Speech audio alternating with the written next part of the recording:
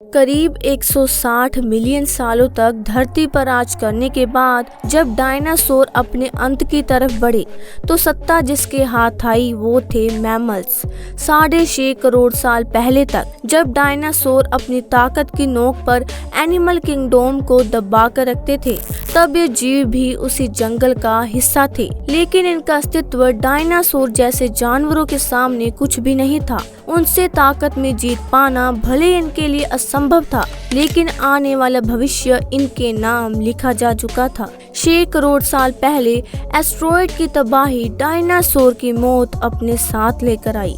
Asteroid के धरती से टकराते ही उन्होंने अपना सब कुछ खो दिया। कुछ प्रजातियों ने मिनटों में ही अपना दम तोड़ दिया, जबकि बाकी बची 10% आबादी धीरे धीरे विलुप्त हो गई। इन्हीं से आगे के समय में इंसान का जन्म हुआ। तो चलिए जानते हैं इस कहानी के बारे में। डायनासोर का अंत मैमल्स के लिए वो अवसर था जिससे उन्हें जंगल पर अपनी ताकत स्थापित करने का मौका मिल गया। जंगल की दुनिया में मैमल्स वो प्रजाति थी जो डायनासोर के समय से ही अस्तित्व में थी। आकार में छोटे होने की वजह से ये जीव आज मौजूद चूहे जैसे थे।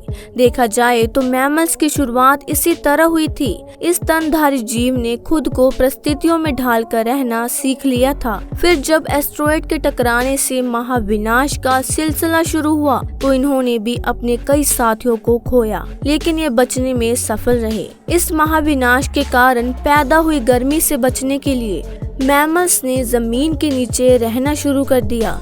चूहों को साइज में छोटा होने का फायदा मिला, जबकि डायनासोर का आकार ही उनका सबसे बड़ा दुश्मन बन गया। जमीन के नीचे रहते हुए मैमल्स को गर्मी से राहत मिली और भोजन के रूप में उन्होंने हर तरह के कीड़ों और जीवों को अपना शिकार बनाया। वही बात करें ऊपरी सतह की तो वहाँ हो रहे वातावरणीय बदलाव मौजूद जानवरों को तिल तिल कर मार रहे थे। एस्टेरॉयड के टकराने से उत्पन्न हुई गर्मी और धूल के बादलों ने पृथ्वी के वातावरण को पूरी तरह से ढक लिया। सूरज की रोशनी ना मिल पाने के कारण धीरे धीरे पृथ्वी ठंडी होती चली गई, लेकिन अब तक डायनासोर की आबादी धरती से विलुप्त हो चुकी थी।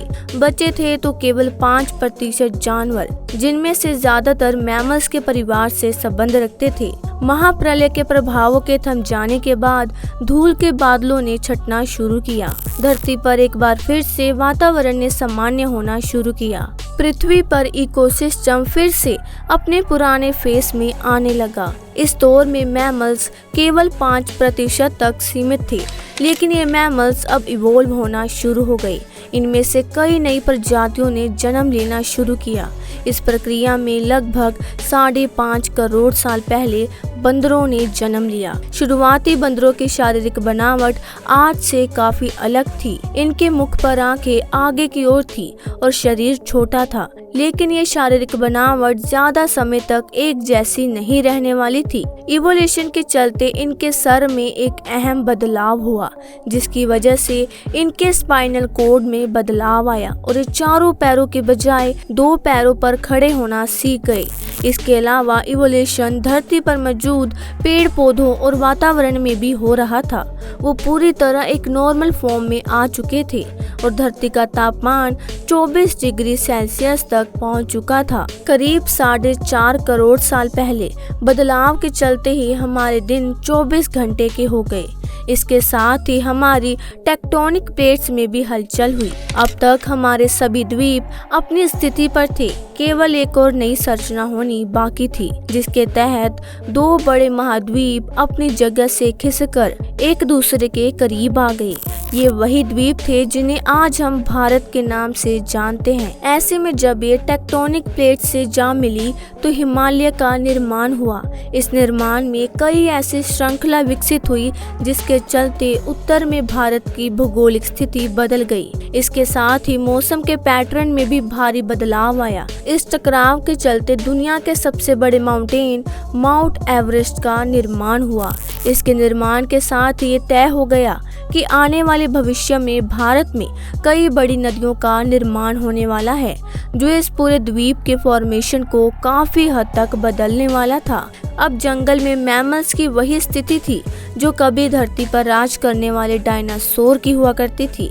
लगभग 1 करोड़ साल पहले धरती अपने उस रूप में आ चुकी थी जैसे कि वे आज हमें दिखाई देती है। वातावरण से लेकर पेड़ पौधों तक सब कुछ अपने फुल इवॉल्व रूप में थी। कहने को तो धरती पर सब कुछ था, लेकिन अब भी एक प्रजाति थी जो धरती से गायब थी और वह प्रजाति आने वाले भविष्य में पृथ्वी के इतिहास को बदलने वाली थी।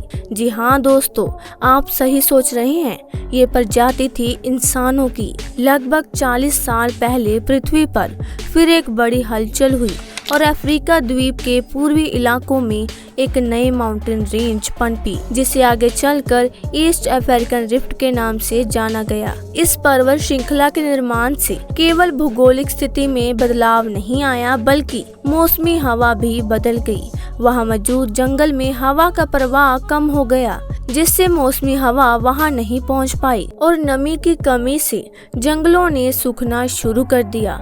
बारिश न होने की वजह से अफ्रीका का यह क्षेत्र काफी ड्राई हो गया, लेकिन इस जंगल में रहने वाले जानवरों ने हार नहीं मानी।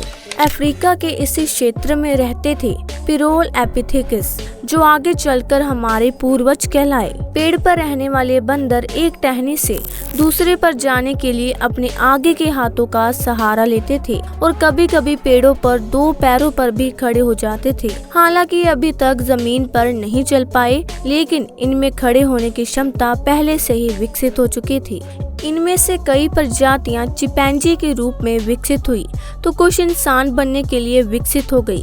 इनकी आने वाली पीढ़ियों ने खुद को बनाने के लिए और अपने विस्तार के लिए पेड़ों से निकलकर जमीन का रुख अपनाया। लाखों सालों के एवोल्यूशन में एप्स अफ्रीका के हर क्षेत्र में फैल गए, लेकिन इनके हाथ अभी भी काफी लंबे थे। पेड़ों पर इधर उधर झूलने की वजह से इनके हाथ का आकार बिल्कुल टांगों की तरह ही था। ऐसे में कई हजार साल तक विकास से गुजर जाने के बाद इनके शारीरिक ढांचे में काफी कुछ बदलाव आने लगा। अब ये 2 पैरों पर बेहतर तरीके से चल सकते थे। ऐसे में ज्यादा दूर तक नजर रख सकते थे और अपने लिए भोजन खोज सकते थे और हाथ की मदद से उन्हें खा भी सकते थे। समय के साथ साथ विकास की प्रक्रिया चलती रही, जिसमें एप्स के शारीरिक ढांचे के साथ उनके स्कल की बनावट में भी बदलाव होता गया। पहले जो सर आकार में छोटा था, अब वो बढ़ता गया। 23 लाख साल पहले होमो हैबिलिस वो पूर्वज थे जिनके दिमाग का आकार बढ़ गया। आकार बढ़ने की वजह से ये जान गए कि बुद्धि को किस तरह से अपने सर्वाइवल के लिए इस्तेमाल किया जा सकता है। बुद्धि का कमाल दिखाते हुए सबसे पहले हमारे पूर्वजों ने पत्थर को हथियार के रूप में शेप करना सीखा। जैसे ही उनकी ये तरकीब काम आई, वो जान गए कि पत्थर को कैसे हथियार के रूप में इस्तेमाल किया जा सकता है। तो दोस्तों, आज की वीडियो में बस इतना ही।